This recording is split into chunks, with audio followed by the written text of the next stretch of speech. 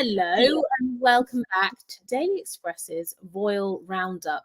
This is the go-to show for all of the latest on the royals. It's been quite a week.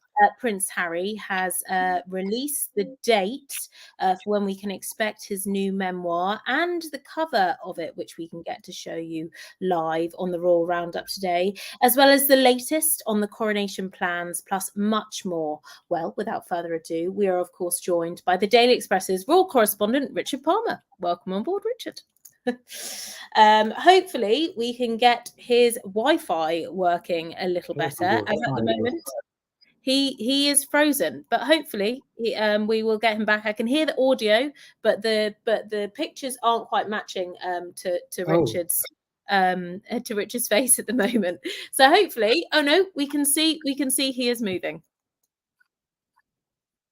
Slowly, yeah, I could hear you okay. Sorry, yeah, it doesn't seem a great link, does it?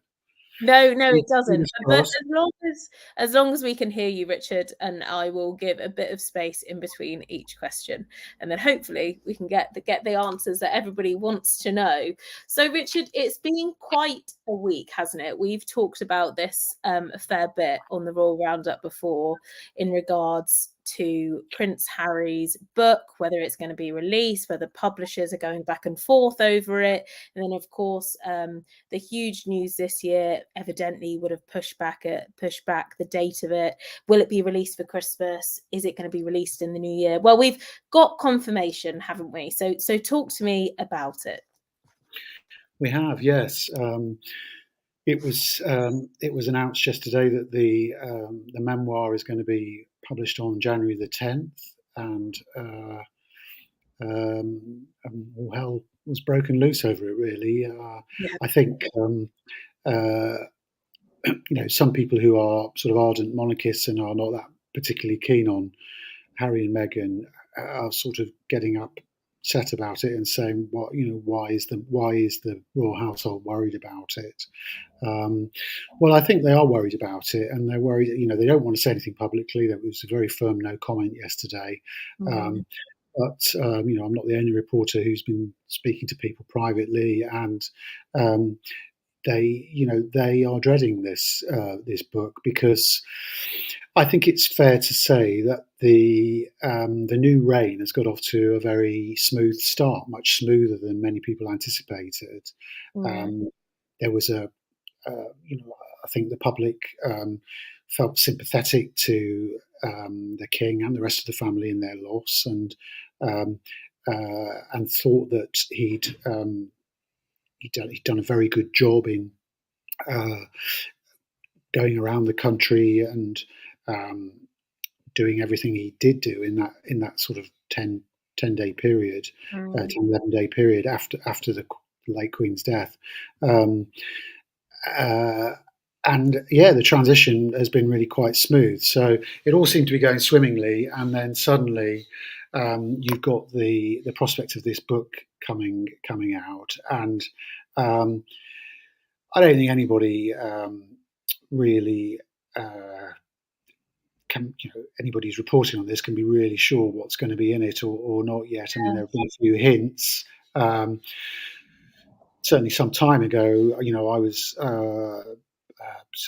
led to believe that there was some real concern in Harry and Meghan camp, people working for them who had apparently seen the manuscript, were alarmed by it, and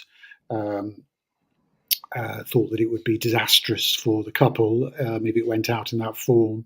I have to say I never really ran that story at the time, because I couldn't really confirm it independently. So, but it's sort of been reflected elsewhere, I think, that sort of feeling. And in short, I suppose the royal family and people who work for the royal family are worried that the book will cast a shadow over the new reign, will reignite all of the controversy about racism, allegations of racism, the allegations of bullying against Meghan, and everything that went with it. Harry's unhappiness with his lot as a member of the royal family, um, the his father's affair with the then Camilla Parker Bowles, the breakup of his parents' marriage when he was young, the death of his mother, and how that sort of he never really dealt with the emotional fallout from all of that, and it's just a bag of worms really So for the royal family. I guess the question is this quite literally everything from childhood to present day? Well, the way it's been sold, it sounds like that. Yes, Right. I mean, all we really have is uh, the publisher's blurb on it, and they're sort of saying it's going to be raw, emotional, Mm. um, and I think what has emerged is that there were reports that it had been radically rewritten in the Yeah. light of the Queen's death, and it's certainly been suggested by I think the publishers or people close to the publishers that the um, that it hasn't really been revised that much at all. So it is a bit of a surprise that it's not coming out for the Christmas market. Mm. It's a really big market for Yeah. booksellers. That. You would think lots of people would buy that book, for the Christmas market. Yes, you think so. I'm guessing there'll be some sort of serialization of it. Um, Mm. so the extracts may appear before January the 10th. Do you think then that perhaps the royal family's reaction will very much be they'll wait and see what's in the book before they decide how they're going to react? Yeah, I'm absolutely sure of it. I mean, I think they were given no real notice other than I think Right. they probably knew that the press release was going out yesterday because the date had been leaked to the New York Times the night before. So Mm. I think there was a little bit of just a heads up to say that This is this is happening. coming up, but I don't think they knew much about. I don't think they know much about what's in the book at all. And as you can tell, even from our comments, Caroline said, couldn't agree more. Simon saying not worth 50p. I mean, Harry and Meghan have always divided people, but Harry being by himself doing his memoir, when we see them very much as a team, it sort of seems like they're very much trying to identify themselves as separate brands now, as well as one brand, with Meghan doing the podcast, Harry doing the book. Do you think that's the route that they're really going down? Well, I think I think it's likely that Meghan will do a book at some point. Mm. From what we understand, I mean, I have to say the publishers have been very tight-lipped about all of this. But from Yes, what we understand, we think there's a multi-book deal in there, and right. um, again, I think plenty of royal correspondents and royal watchers will look back to the example of the Duke and Duchess of Windsor after the abdication, and Mm. they came up with different publishing projects and different ways to try to stay relevant and to try to earn money um, long after they'd ceased being working members of the royal family. So every single word of this book is very much Prince Harry's words, to be clear. Oh yes, yeah, very much so. I think yes. Well, it's been ghostwritten. It's been ghostwritten by a guy who also helped Andre Agassi, the tennis player, write his memoir in 2009, I think it was. And I'm not the first person to say this, but Yeah. the covers of the book are strikingly similar. Yes, they are. Yes, they are. Unfortunately, we don't have that pic, but I mean, you can very much Google this. It's very much of similar, even the wording, the picture, Mm. everything is very much similar. Now, do you think that the date was pushed back? Do you think due to the events that have happened this year? I do think that yes, I do believe that they wanted to put a little bit of time between the death of Queen Yeah. Elizabeth Yeah. and the publication. But of course, the problem with that is that, I mean, January is better than May, better than April, as far as the royal family is concerned, because they've got the coronation coming up. Yes, But of course.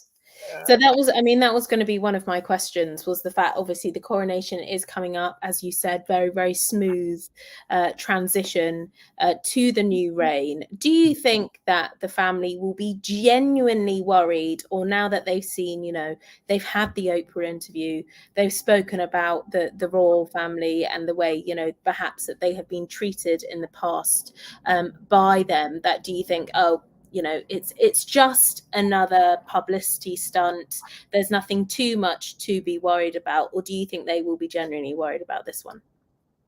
no, I think they are genuinely worried about it because if you are planning a big announcement, if you are planning an overseas tour or whatever, and this gets in the way, then it completely dilutes your message and in everything you stand for.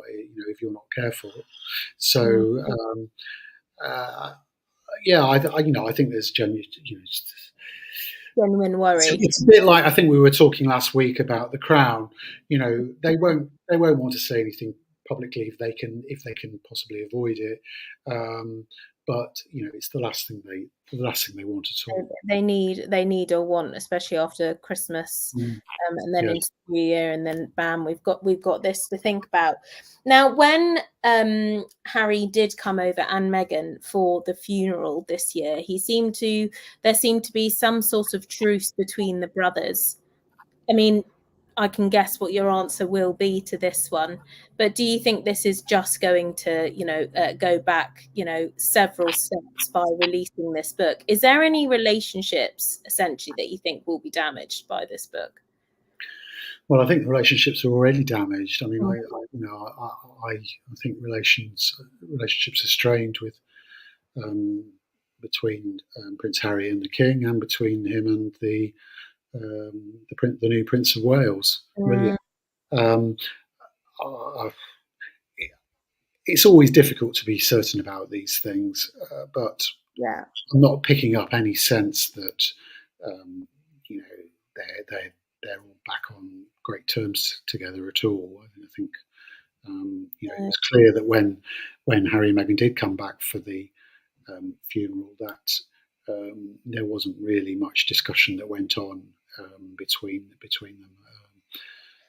So until the release date, Richard, we won't really know, will we, what is exactly in the book, other than events which everyone in the public already know about, but from Prince Harry's words. Yes, I think so. It's clear that some things, the effect of his. They talk about him at his mother's funeral, whatever. It's clear that there's going to be a lot of focus on that, and there'll be obviously a lot of focus on um, his romance with Meghan and subsequent marriage and the fallout from that. But this deal is worth millions of pounds, to be clear. Yes, yeah, it does seem to be. Again, I don't think there's I don't believe there's an accepted figure. $20 million is sort of figure that's being bandied around. Some people have said that is just for this one book. Others think it's a multi-book deal. Um, I Who don't know knows? what's on all of that. Sorry. Who knows? Neil said, what's William's role in this? It's plausible that information is being held back to protect the future king. The press wouldn't dare say a word against him. Now, coming from the Daily Express's royal correspondent, Richard, what would you say back to that? What's William's role in the whole rift? Yeah. Well, I think the two main messages that come out were that the brothers fell out because William was worried that Harry was moving too fast when he first started seeing Meghan, and was cautioning, whether getting engaged was the right thing to do. And then the other really important thing, which the Sussexes fans really don't like hearing, but he's absolutely spot on, is that there were concerns from very early on that Harry and Meghan, that it was coming from Meghan really, the idea that they wanted to commercialize the monarchy. They wanted to benefit commercially from their royal status, and that was given as the reason why the um, the two brothers and their wives went separate ways with the Royal Foundation, because William and Kate felt that it was, it wasn't the right thing to do. That it was going to damage the standing of the Royal Foundation if there were commercial links. And to be clear, this new book would the reaction will be quite difficult for William, because obviously that's his brother. But then again, he is also still a senior working royal, and he has to work with his father, the king, I can imagine, on a daily basis. Am I right, Richard? Yes, and one of the things we've seen over the last couple of years is that where their relationship was distant at times, I think there were a few years when the then Prince Charles and Camilla didn't really see that much of William and Kate and their kids. But the rift with Harry has brought William closer to his father, and I think they working in and it's particularly difficult. Obviously, our now new Queen Consort has had a challenging relationship with the public over the years due to how Charles and Diana, split. And it's still very, widely spoken about today, everything that happened. And obviously that the transition has been really, really smooth. But this book will, I can imagine, speak about the Queen Consort, which, may be quite difficult for not only the king, but her too. Yeah, I think the combination of raking over the coals in the book about that period, the War of the Walesers and the leaks and whatever, and how Harry felt all about that, combined with the Crown looking at the same period, is not great news for the British monarchy at the moment. As much as we were stressing last week, and many other people have stressed, is that it isn't an accurate reflection of what went on. It's a dramatisation, it's imagined conversations, and often imagined storylines loosely figured around events that did happen. Okay, well, there is lots to talk about on this topic, so thank you for your comments and your questions. If you do have more, then pop them into the chat and we can bring them up as we go on through everything we're speaking about today. But as the time draws ever closer, I'm sure there'll be lots more reaction on this. And of course, when it does get released, it will be very, very interesting to see what has been said. And I'm sure will dominate the headlines in the new year. Okay, well, we're going to move on now, back to the UK from the US, and slimming down the monarchy has been ruled out. Obviously, we're not seeing lots of Prince Andrew, so he was slimmed down and out, as it were, for lots of reasons, Richard. But why has it not been ruled out further? Because I thought the plan was, when the new king did start, that he would be slimming it down even further. I think yes. I think quite a few people did, and I think I suspected that this would be a good time for the late Queen's cousins, for example, who were in their late 70s and 80s, to decide that they could enjoy a few years of retirement, having served the monarchy and the nation for many, many years. But they haven't done so far. I mean, I suppose it's still possible, but I think what has been made clear on behalf of the king, certainly to me, is that by people close to him, that at the moment there is no plan to cut the number of working royals. And I was slightly surprised by that. Others may say, "Well, we didn't expect it." I don't know. But when you look at what happens in other European countries, there are 12 European monarchies, including the UK, and the UK has the largest number of working royals out of all of them. And there is an argument to say, well, it's got a bigger population than all of those other countries. I think Spain, the Netherlands, Mm. Scandinavian countries. So it needs more people. And yes, we've got the Commonwealth as well. So there's an awful lot of work that goes on with the Commonwealth countries as well. But the long and short of it is, in most modern monarchies, the number of people who work to represent the king or queen, it's like 4 or 5 people in most countries now. Yeah. I think the Dutch have got 10 officially, possibly, but some of those are only part time. Mm-hmm. So um, yeah, so and I think it's been quite interesting. Of course, a change of reign is a bit of a shock, and that there will be lots of new things happening. Today we've seen pictures of the first coins, for example, being minted with the new king's head on, and Yeah. they change the way the monarch faces with each reign on the Mm. coins. But I think in many other respects, it's carry on as before. As I said before, that they do like the monarchy does have a mission statement to say it aims to act as a force for continuity and stability. Mm. So I think it depends what it is, but in quite a few respects, the view is, how did the Queen do it? We'll carry on doing the same. So, And for do you think, example, go on. sorry, no, you go.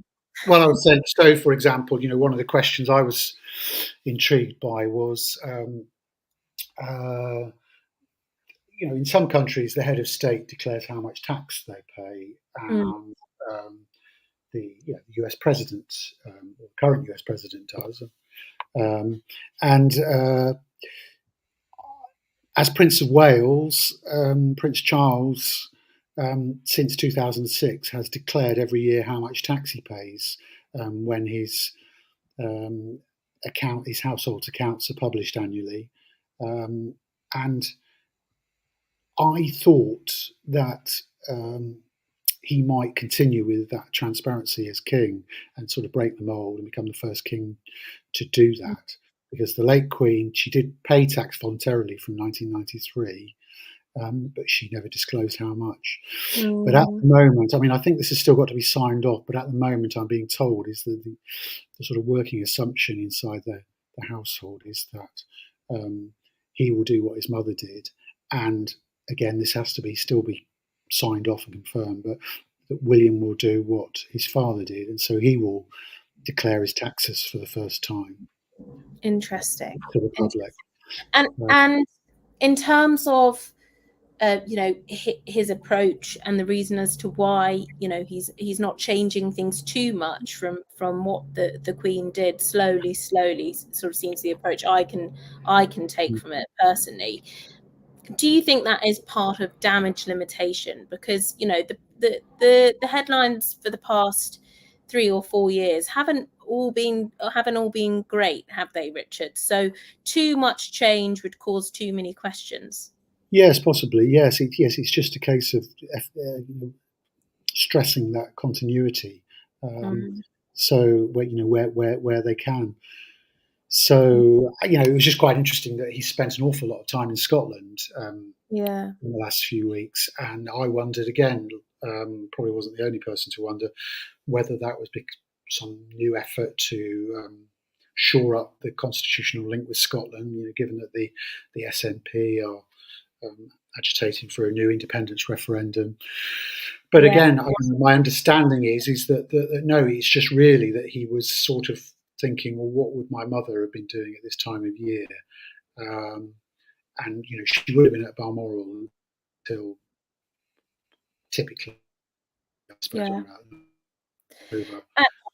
So he spent an awful lot of time there, but then was coming back down to London every few days to undertake host audiences or whatever with visiting heads of state, or do other things in his new function as king. The other thing was I was told was that he would have been up there quite a lot of time anyway at this time of year, so he was also sticking to that. Yeah, so he's very much following in the footsteps of his mother.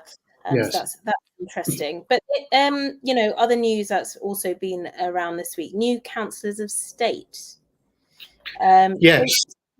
So talk yes. As through for people who might, we do have a few viewers who are based out in the US who may not know the ins and outs of the royal family. So talk us through the process and as to why we have councillors of state. Well, the idea behind it is if the monarch is either abroad or too ill to undertake their duties, there's somebody to stand in for him and her under the last reign. And it's all dealt with under the Regency Act, or Acts. There was a 1937 Act and then a 1953 Act. When, for the past couple of years, journalists like me have been asking, well, what's going to happen about this? Because we've now, under the law, the people who can stand in for the monarch in their sort of constitutional and legal duties are the spouse of the monarch or the first 4 adults in line of succession, and 2 have to be appointed at any one time under letters patent, and they're appointed for a specific period. So when the Queen went with the Duke of Edinburgh to Malta in 2015, for example, I think it was William and Harry were appointed, because I think Charles was away as well, and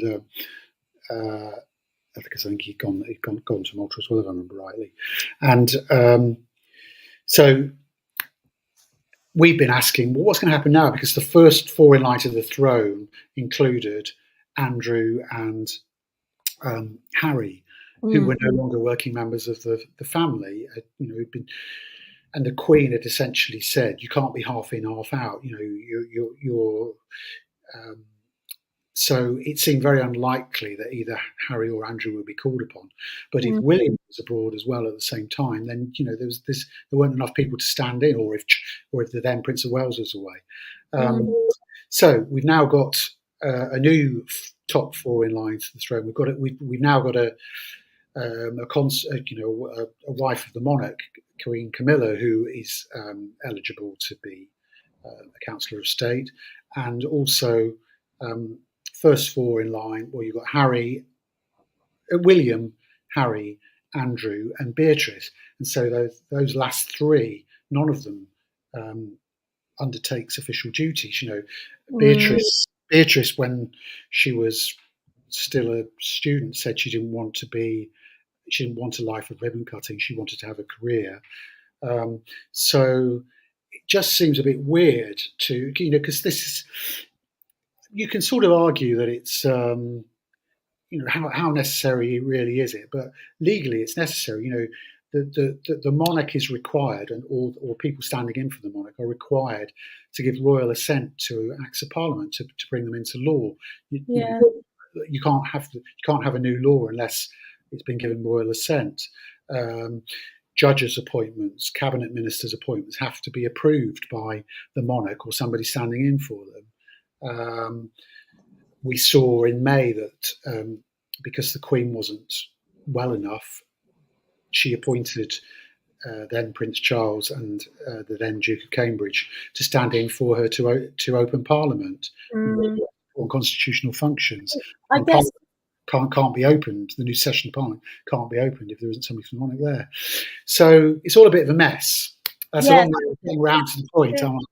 The question would be then, if it's not going to be them, who is it going to be? So what we understand is that the pool of councillors of state is going to be expanded. The government is going to be asked to bring in legislation in the next few months in this session of Parliament before the King and Queen consort go abroad on their first sort of major overseas tour. To expand the number of councillors of state. We haven't been told a number, haven't been given names. I think Princess Anne and Prince Edward, the Earl of Wessex, are shoo-ins for that. And constitutional experts have also suggested that Kate, the Princess of Wales, could also do that job.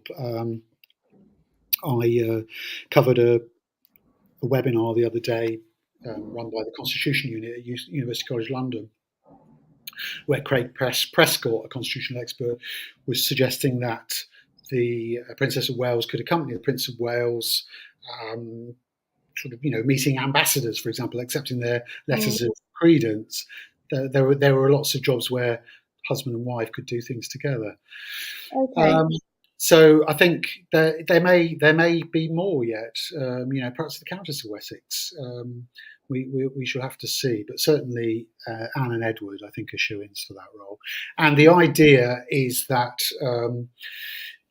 a short 3 or 4 line bit of legislation adding extra people is quite easy to do, but to remove particular people or people in the to say that X, somebody who is third in line of the throne or whatever cannot be a councillor of state is quite legally complicated and would be quite a lengthy process. Yeah. So Harry and Andrew and I think Beatrice are not being removed, but it's my understanding that the idea of creating the pool is so that they will not ever be asked to do it. So it would never be done in sort of like a hierarchy order. It would very much be like, who's the best fit for this? And then we'll go from the pool.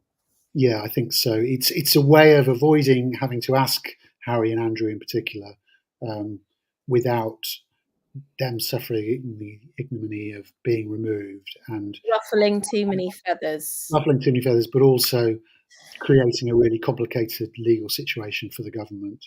And do you think Andrew and Harry, perhaps their reaction to this still being kept on will be positive? Well, I think they'll know the real situation, that they're never asked to do it. Okay, then. So that's the latest from Charles. He's very busy. He's very, very busy. And of course, you've got to think ahead to next year. There's not only a book. Charles is concentrating on a coronation, Yes. which we have spoken about previously as well. But obviously, this is all going on behind the scenes. It doesn't just turn up on the day and it's all there. Yes. So what is the latest on the coronation plans for next year then, Richard? Well, I think people have started to meet to discuss it. I think there'll be probably several committees meeting, involving government officials, members of the royal household. Interestingly, I was listening to Catherine Pepinster, who's written a book about the coronation and the involvement of religion in it, talking the other day about the coronation, and she's very much of the view that Prince William is going to be a key figure in all of this. In the planning of the 1953 coronation, Prince Philip was making a lot of the big decisions behind the scenes, and she thinks that it'll be Prince William performing that same role in this process. Okay, and will this obviously be televised for everyone? Oh, the coronation. The coronation will be, yes, yeah. And obviously it'll be based in London. And in terms of how much this will cost, Charles is aware, isn't he, of the cost of living crisis and everything at the moment. But I Yes. imagine it will be expensive. Well, I think it will be expensive. It'll run into the tens of millions, I'm sure, when you think of all the, particularly when you include all the security costs, but also the Mm. involvement of armed forces. But I think it will, it's been made clear that it will be on a smaller scale, a much smaller scale than the one in 1953. And it's also been made clear that the king is very aware that the country is facing a cost of living crisis, and so wants to reflect that in how the ceremony is organised. And in terms of, there's always talk of national holidays, people taking time off work to view it. We're of a very different generation now that we were, many years ago when the last coronation happened. What do you know anything on that front, Richard? It's still to be confirmed. The initial signals were that because it's being held on a Saturday, that it was unlikely to be a bank holiday, and then the possibility was raised of moving another bank holiday, the 1st of May, I think it is, or certainly the 1st of May, to create a sort of 3-day weekend around the coronation. I'm not sure about the value of that, to be honest, but I think there will be street parties. That's the traditional way that Brits celebrate these royal occasions, isn't it? And there will be lots of other events going up and down the country to mark what will be another landmark in our nation's history. It will be. It will be indeed. We've certainly seen a lot of the royal family on the public stage within the past year, whether that be very sad times or very happy times. Yeah. So yes, we'll see them again in full force, and it'll be nothing like we've ever seen before in our modern time. Okay then, Richard. Well, we could talk all day. I appreciate you've been on here for nearly 40 minutes now, but that is literally 4 topics that we briefly discussed. But there's so much more to talk about. So we'll be back next week. As usual, I think I need to speak to Richard himself after this call, but we're hoping for Wednesday, but it will depend on availability. But yes, we will let you know on socials, on Twitter, where you can follow Richard at Raw Reporter, see what he's doing day to day. He does put up some fantastic videos and pictures, so you can see sort of front line of what the royal family are up to. And you can also keep track of all the highlights over on our Daily Express page. We put a playlist of all the videos of the Raw Roundup so far. And you can catch up on there, as well as our Instagram, where if you prefer Instagram or whether you prefer Twitter, they're all on there for you. So yes, thank you very much for tuning in. Thank you for coming on board, Richard. And we'll be back next week.